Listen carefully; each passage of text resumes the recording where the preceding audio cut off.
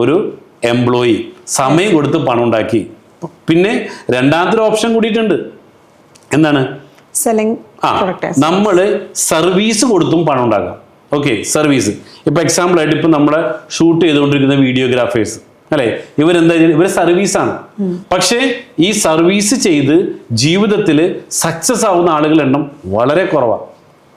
ഇവരെന്താണ് ചെയ്യുമ്പോൾ സർവീസാണ്, പക്ഷെ ഈ സർവീസിലൂടെ ഇവർക്ക് സക്സസ് ആവാം. എങ്ങനെ? അത് ബ്രാൻഡ് ചെയ്ത് പൊസിഷൻ ചെയ്ത് ഇവരെ അവൈലബിലിറ്റി കുറച്ച് ഒക്കെ ചെയ്യാൻ പറ്റും. പക്ഷെ അതിന് ഡിമാൻഡ് കൂട്ടി ഒരുപാട് എഫേർട്ട് എടുക്കണം. അപ്പൊ എന്ത് ചെയ്യും? കിട്ടുന്നത് മതി, ഉള്ളതുകൊണ്ട് ജീവിച്ചു പോകാം എന്ന രീതിയിൽ പോകുമ്പോൾ, പക്ഷേ ആൾക്കൂട്ടത്തിൽ ഒരാളാവുമ്പോൾ എന്ത് പറ്റുള്ളൂ? അവർക്ക് കുറച്ച് പണമേ മേടിക്കാൻ പറ്റുള്ളൂ.